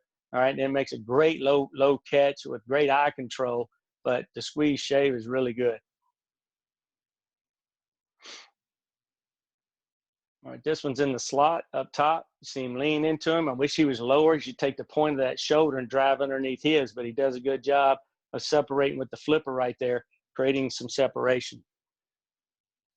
Okay, when we talk about shave, we're talking about a route in itself. shave it. So what we mean by that is now he's coming back downhill to the ball. That is a stair step. Okay, you can use your eyes to lock him in, okay, and then take him upfield. This is a teach mode. That's a stair step, but then see how he gets in front of the line to catch the ball? Shave your route. Reduce the surface, okay? Shave your route. Here's a out cut. He's going back downhill. He's shaving the route or not drifting, okay? We could just use the positive term and then finish. Shave the route, shave the route. Okay, come back to the ball. Jump for it, attack it, shave the route. And these are the ones usually the speed cuts, you guys drift up the field. Nice job of shaving that route. Curl routes got to do the same thing. Okay, here's a game like practice rep. See where he catches his ball. See where he came out of his cut. Okay, shave it, get downhill, catch the ball. Okay, stair step, we just talked about that one. Let me go back. That was an example. Okay, why is it called that? Because on a stair step, you're stepping up and then back down. That's the old terms of it, where you're going up, up, up, and then you're coming down. Okay, up and down the steps right there, a little stair step turn. Make sure you stay friendly to the quarterback. Friendly means you're coming back to the ball. You're being in areas you're supposed to be in, those sort of things, okay? Okay, now we're working a multi-step drill here. That's a one step. Then we're working pop our feet. Okay, you see the defender, and then we're working a stair step. All right, so this is 3 drills in one. We're trying to get more out of our time. Okay, one step, pop our feet, stair step. All right, so here's a stair step move up top. There's your step, and then drop back underneath. You could use this, definitely use this in mesh. Okay, there's a good shave too. Okay, lift technique, that's the one we just talked about. You're lifting the guy off of you. It's a term to describe a technique where you're lifting the guy off of you using multiple steps, okay, and then shaving to get friendly, coming back downhill, all right? Let's see if we got, this should be one. You see now working multiple steps, re-straightening almost, and then coming back down. Here, working up, and then back down. Okay, let me see if I get a game clip. All right, so let's watch, well, this is a good case of 13. It's really a lift. So I know he's in the route, but he's got an over route. You see how he's pushing up the field here? He's pushing up the field and lifting him off of him instead of taking one step. That would be a case of a lift. Okay, this is the same play we saw earlier, but I want you to watch 82 in the slot, just motioned over. Okay, he gets an inside release. Okay, now he's running a deep over route. But watch here, instead of just running over, what do you notice?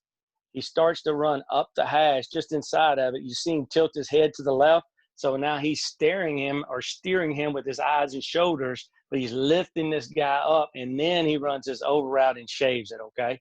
So just minor things make big differences. Technique over talent, man. If you got talent and technique, you'll be really good. Okay, right here.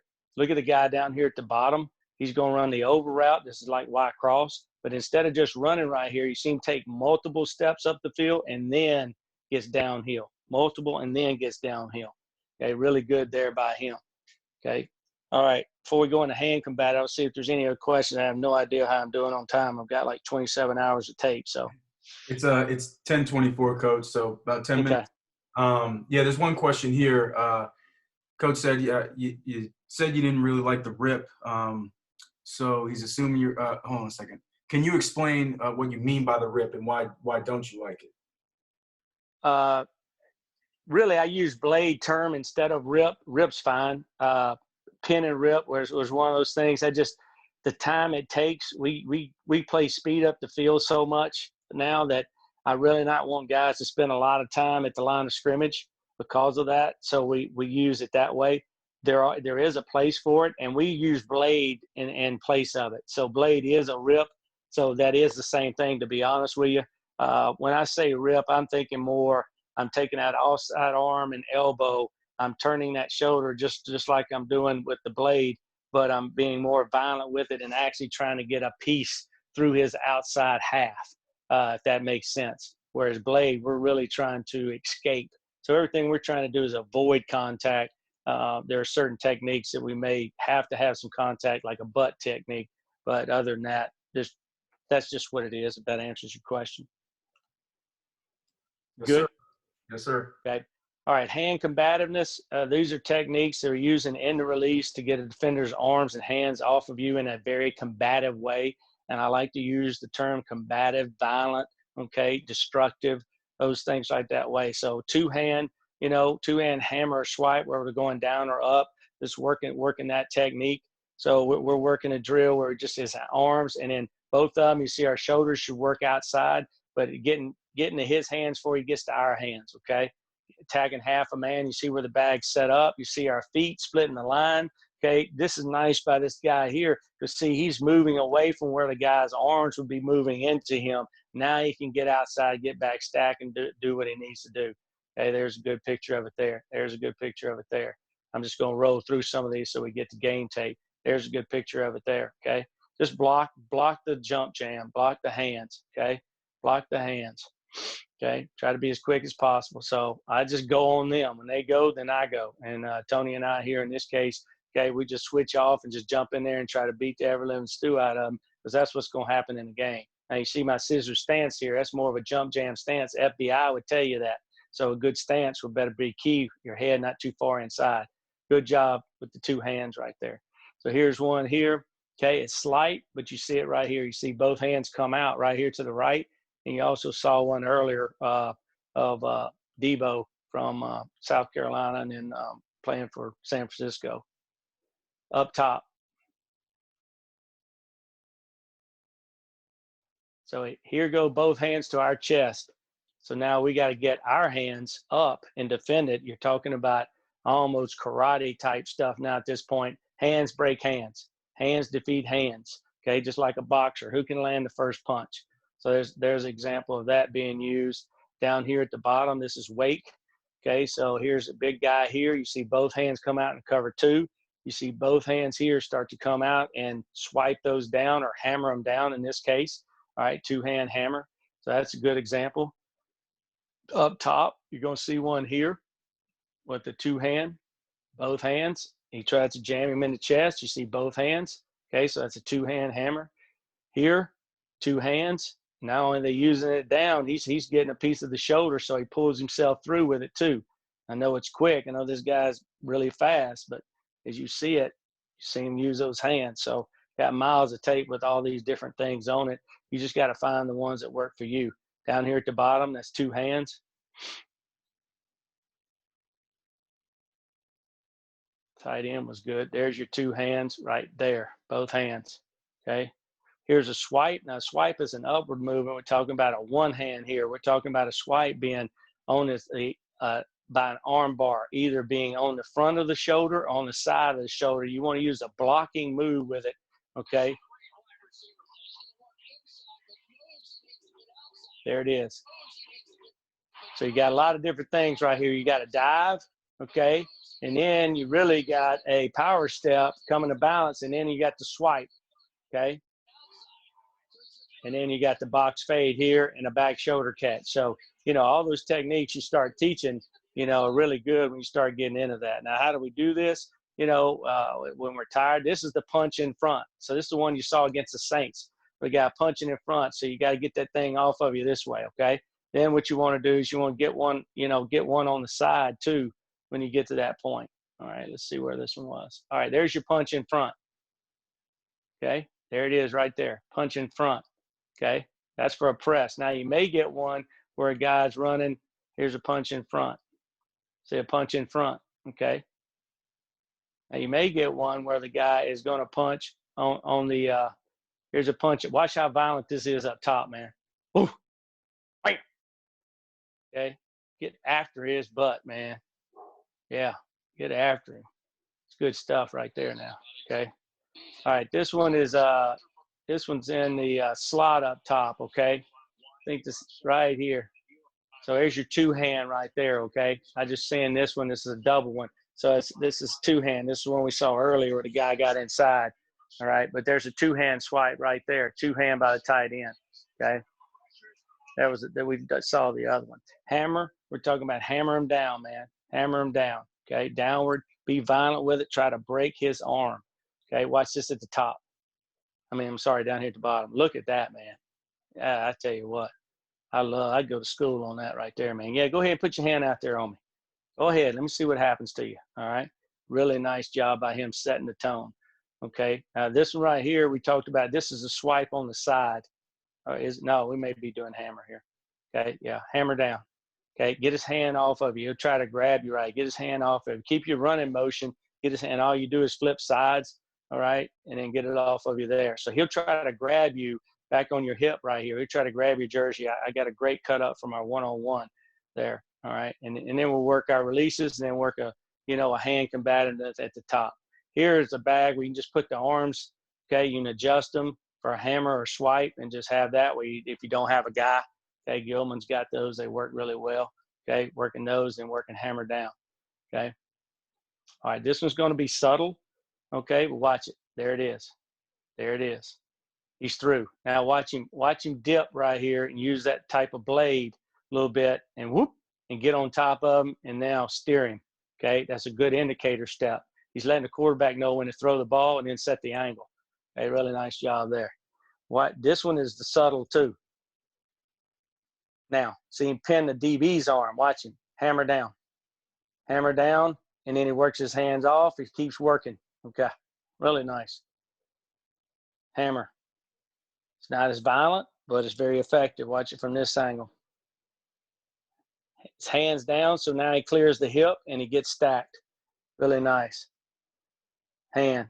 Sometimes it's not going to be as violent. Watch his hand here. This one's going to be subtle. Some of them are violent. Some of them aren't.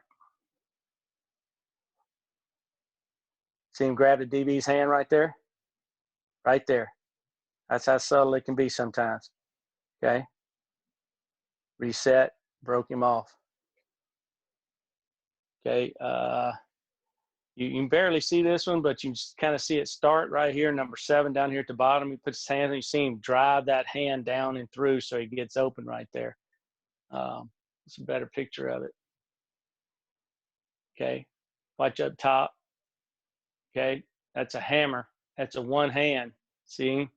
One hand. Be violent with it, man. Make them break those bags. Watch this one. This one should be in the slot here. Hammer. Hammer. See him knock the arm down. Hammer. Okay, really good. Up top, hammer. Hammer. Off arm jam. Hammer. Hammer. Good. Just hammer it home to him, man. Hammer it home.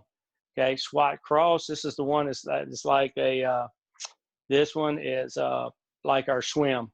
Okay, but it's more violent and it's a lot tighter. I'll have to get you some cuts of that. They're down lower in the tape. All right. Any questions on that break before we get to break points? Anything there? Yeah. Any questions? There was a couple questions, Coach. Okay. What are you teaching with the receivers with their hands against press? Coach said he saw a few clips with the receivers' hands down versus press. Yeah, I'd rather have them up because then they have to move. That's a bad habit that we got to break. So the guys can get jump jam. You study your opponent too and find out if they're jam guys. A lot of people play press and they just inch back now. So if you got jump jam guys, they usually scissor their feet and jump into you. So you better definitely back up a little bit and have your hands up. I prefer to have their hands up above the waist. Always impress above your waist, okay? We got a long way to go as far as that goes. Got some bad habits we got to get better at. But, that's one of the things. Hands above the waist. You're absolutely correct. Coach wants to know if you can discuss alignments in regards to specific routes. Well, that's why we use the different stems. So splits are huge, especially in the NFL. They're massive because there's so many things you got to move around and don't want to give them a lot of tips. So you got to be able to run a lot of routes from a different spot, and you got to be able to run the same routes from the same spot. That's why we use a dive. We may dive 2, may dive 4 and reset it. We may take a tight split, spray it. May take a tight split, spray and burst it. So we'll work like a corner route out of 4 or 5 different things if that makes sense. Same thing with our out route. If we're running out route in the boundary, we want to be our numbers. We want to have 9 to 10 yards to the sideline to run it, whether that be a quick out or that be a big out, 12-yard out. If we run it to the field, we don't want the quarterback to have to throw it so far. So we usually cut our split down in a squeeze or some type of reduction where we're, for us, hash +2. If you got a big arm, hash +4. We can do that. You can tighten it up and run the same thing on the spray release. and laser that thing and running out quick or deep, either way. I don't know if that answers your question or not, but we can revisit it when we get through. Sure. All right, we're good, Coach. Got about 5 minutes, Coach. Okay, indicator step, that's just a step to letting the quarterback know, indicator step, okay? If you're running, for example, a speed out, indicator step, 3-step process for us at the end. Indicate, that means drop your weight, indicate, point your toe where you want to go, okay? That's that step, and then roll it over, okay? Maybe you're on a post route, and that's just a one-stepper. That's one perfect step at the break point with a possible nod or a hint if you need it, all right? If you need it. So there's a step. We're just working out one step. We're indicating we may be working the post right there. So watch this post by the inside receiver down here. I mean, outside receiver to the left. Okay, push, step. There's your one step, and you see him throw his eyes and shoulders and steer that defender outside at that point. That's what an indicator step is there. Now, there's an indicator step on the corner, ball. Okay, his ball's late. He's at 10 to 12 ball. Okay, boom. It could be a slide step, but you know that inside foot's your corner steps. So there's your indicator. That's what we mean by that step. There's the indicator step, all right? It's also an ankle eye that creates the angle to throw the ball to, okay? So that's very important that you do that at that point. They gotta know when to throw the ball. Look at the ball down here at the bottom. This is a split dodges, release inside, and then he resets, but look at the step. There's your indicator. Ball. You don't want to get too far in. He's letting the quarterback know when to throw that ball at that point, okay? Same thing here. He doesn't stay friendly on this. It's down here at the bottom. Gets inside. There's your indicator step, but he needs to do what? The answer is stay flat and friendly. You better shave this bad boy because he's fixing to get what? The word is undercut. You see, he gets undercut and the ball gets knocked down. That's on the receiver, not the quarterback. Maybe the timing wasn't good. I'm not sure. Okay, this is our SWAT cross. Okay, that's our SWAT cross right here. Okay, it's also a square cut. We're running a 5-yard in, a shin route, different things where we're squared up, SWAT, cross. So we're swatting, and arms should come tight and come over, all right? All right, steer, and I'm running out of time. Steer with eyes and shoulders. That means you're going to use your eyes and shoulders to put the defender where you want to. It could be on a release. It could be on a route. So watch it here. Yes, you say, yeah, it's a double move. But his head turns. He steers him. His shoulders turn him. And then he gets the DB running at that point. You got to steer the defender where you want him to go. Watch this route in the slot. Okay, works a release. Now look at his eyes and shoulders. The eagle wings. Now he's turned, he's looking, he's selling, multiple steps, and then he rips upfield. Okay, that's steering a defender. That's what you do when you steer a defender. Watch this one here. Okay, all right, now he's going to double steer him. You see the quick look inside and then a quick look outside. So he gets him to tap his feet a little bit and then create some space just enough to get open. Okay, here's one here, old school one. He resets on a dodge, okay, then kind of hints on the outside. All right, he's steering him with his eyes and his shoulders. The shoulder twitches. All right, this one's a quick one, but he twitches with eyes and shoulders and gets himself open there. All right, here down at the bottom. Okay, down at the bottom, dive, release, re-straighten. Okay, now he's going inside, working the same route. Look at the eagle wings turn. Okay, he's steering him, and the DB's thinking, oh, I'm fixing to undercut this dig. I'm going to undercut this dig. No, you're not. We run the out, okay? Here's the out and up by 80 right here, okay? No, I'm sorry. This is inside by 84. This is Malcolm Jenkins, who's one of the best safeties I've ever seen in my life. So right here, he's raging up the field. Look at him steer with his headgear. Look what Malcolm does. He re-straightens, then he pops his feet. He pops his feet because he gives him the look, and he sees him out of his eye thinking, oh, he's fixing to cross my face on split safety, run the dig or run the post, and just that little bit of movement gets a guy open, okay? So anything you can do with little movements, you can work yourself open. I'll get to some ones that are pretty good. All right, we saw this one earlier. Saw this one.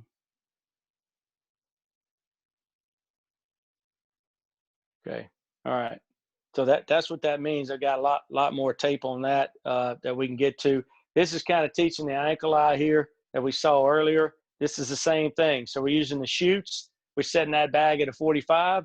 Now to shave the route, working the ankle eye, working the burst at the end. Burst your last 3 steps. Okay, ankle eye, shoulders over toes. Take that at the right elbow, pull it open, and we're setting the chutes at the top. Okay, then we'll work back down the stem with it.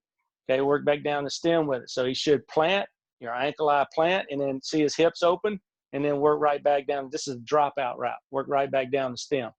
Right. So the shoots, we're working double shoots here, giving a number at the top. So his eyes are up, not down. His eyes are up, not down. Run your eyes to the back of his skull. Okay. Plant, drive, plant, drive.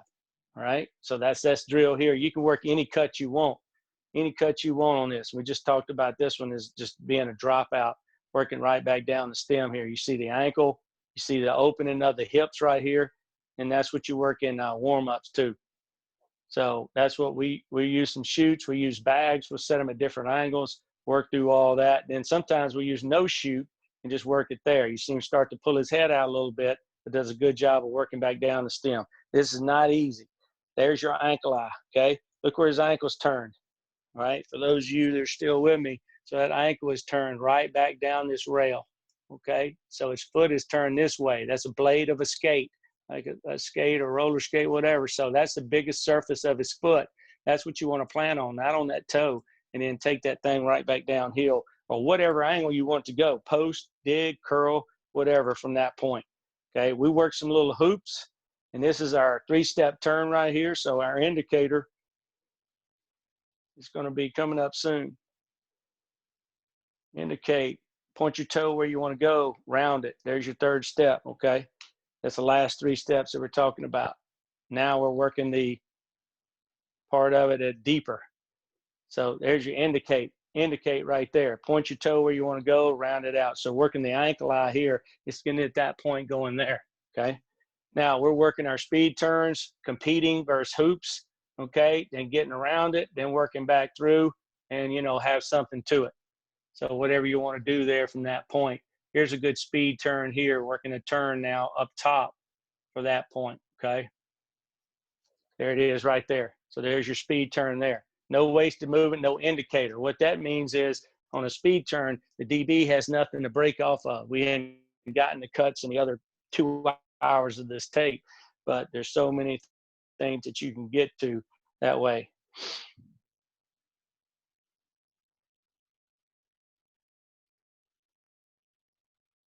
Okay, guys, just working speed turns, rolling that thing through. All right, let's see what else we got on here. All right. Okay, rebound or moss technique. Yeah, you got mossed. All right, making a freaky type play, picking it off the top right here. So we'll do this. It's a good little drill. We'll do this. Okay, using those arms again. Now pulling the ball and pulling it away from the defender, jerking it away from the defender, rebounding the ball off the glass and getting it out. But you got to pull it because he's going to play his hands through your hands, okay? So work different parts of it. Pull it. There's one you got to pull it and pull it back. So there's another angle. Pull it this way. There's 2 or 3 different ways you can do it, okay? There you go. Use your body if you can. There you go. Pull it. Rip it. Watch it. Rip it. Rip it out, man. Pull it. Pull it out. Climb the ladder, snatch it away. There you go. Snatch it away. Now we compete for it. All right. You compete for it. This is good. You see so many guys get balls knocked out of their hand, okay, when they're not working, pulling the ball back out of there. So we got to make sure that we get that done at some point in time. I told you we probably wouldn't ever get to blocking progression, but we use these chairs. I picked this up in Denver at the Broncos camp, where they take it, pick the chair up to sit back and get their arms locked out and makes them drop their hips and just work it that way. It was a good little thing, teaching progression. We'll work our shock drill, okay, with our med balls, all right, working down and near hand, near foot, all right. We'll work our wash block or displace, getting our head in front and just washing the defender by when he takes an angle to get there, getting our head in front, our hand in the chest plate, okay, and our other hand on the side, so that way you control the defender and take him where he wants to go. Okay, it's kind of progression as we get there from that point.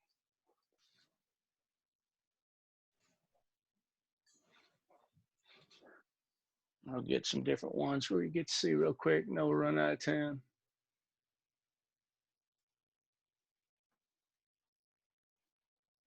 Okay, here it is in the slot. So he makes a decision. Now he just runs him by. He connects to him and runs him by. It's a good job up top of cutting the grass, coming to balance, and then just squeezing the guy inside too on the block. All right. And then progression-wise, we're working a we got the safety bails, then we'll come back and block the corner. Okay. Okay. So we're diving down inside. We get trap corner. Now we're able to block the trap corner and cover it. Okay. We'll get a look where the safety feels in a quarters look. We got to go to level 1, level 2, or level 3. He starts at 3. We need to go to 2. If he's at 2, we need to go to 1. So that's what this is, just a progression part of deal right here. Here's a block on a wash block inside. Creating space right here. Creating space by the slot. Washing, that's the technique we just talked about. All right. And there's a million ball drills and other drills and stuff we're not going to get to. Unfortunately on blocks and everything else, we're just going to run out of time. So we got any questions from that point or anything we need to go back and recover? Taking a look through. Coach, do you mind sharing the information in regards to if anybody wants to purchase those drills tapes? Yeah. So there's some of my numbers, what we're trying to do. There's there's 30 of them. Okay. Like I said, on these, it's all going to charity. So I'll give you a link to go to if you do the cash apps, or if you want to just contact me by email, that'd be great. But you get all 30 until I run out of one, and you get 29, but whatever, from that point. So you'll get all the DVDs and whatever you want there. The other one chance is if you want the receiver one with Dez. Of course, we got a new one here that we've got. I've got several, but that's one that's really detailed, really good, voiced over. And then here's a way to get to 2 or 3 of those apps that if you want. All you got to do is take a picture of that Q code over there by PayPal, and then there's the address for the Cash App and the address for the Venmo, and we'll go from there. There's my number. Okay, there's my email address. That's better for me because we're usually meeting all the time, so I can answer email, and I keep record of it that way. But whatever you need to do, we can do it if you want to text me. Unfortunately, I can't talk about any recruiting on this call, but if you got a player that you want to talk about or something you want to question, you can call me, and we can cover from there. There's a freak slide again. Let me go back. I'll just put that number up so that way you can get all that. You think you need to put the any of the other slides up anymore? Is that good enough? Yeah, it was asked to throw the one with the Cash App on there. Okay. So I just learned this the other day on the PayPal deal. That's what I have, that you can take a picture of the Q code and it goes right to it if you've got PayPal. If not, you got to register for it. You just get an account. Cash App, I'm sure, kind of works the same way. And Venmo, I don't know, my kids and everybody does it. I'm old school. Guys, if you had any more questions, obviously it's hard to get through all of that. There's not enough time to go into detail, and that's what you need to do. Detail your work. Hold your guys accountable, for everything. Understand the why. Why am I doing this drill? What's the drill for? Give them a picture of the drill. Give them a clip of the drill. Explain what you're doing, why you're doing it, and then have like an improvement board. We have an improvement board that everybody comes in every day and writes down, for everybody, and they talk about it. What are they doing? They're one more. What are they doing to get better? Hey, I need to work on this. When your best player, Randy Moss, says, hey, I need to work on this, and then you can show it to him on tape that, hey, this technique's working or you're getting better at this, then everybody sees it in the room. Whether it's stance and start, whether it's working a blade, whether it's working a route or an ankle eye, or, speed up the field, whatever it is, you need to pick something, have them change it up. Don't work the same thing, obviously, every day. But there's a lot of ways, and how you meet, and we can talk about that later in another clinic, how you organize your meetings, how you organize your tape, all those things. Any questions you got from the last part? No, sir. We got them all. So yeah. I thank you, Coach. Man, that was a tremendous man to spend that much time with us. So I really appreciate that. Yeah, well, I enjoy doing it, and anytime you have me again, I'll be more than happy to. We can talk about whatever you want to talk about, and we can get it put together. I appreciate the coaches, and this is a tough time for everybody. Like I said, we lost one of our players' dads to the virus, and got a really good friend in North Carolina who's just diagnosed with ALS and Lou Gehrig's disease, and that's tough. And people going through hard times, losing their jobs, and we're playing a sport we love, and coach and everything. It's tough on everybody, but engage your kids. There's a lot of ways to do it. FaceTime, all the different apps, Zoom like this. Coach, what you're doing here is incredible. I love to hear from other guys on whatever terms you're using or things that you've gotten or tape that you've got. So I'll steal stuff from you if you steal stuff from me, man. I love it. We're just all trying to get better. That's it. That's what it's about, Coach. Thank you so much again, Coach. Yeah. Really appreciate it. Appreciate you. Yes, sir.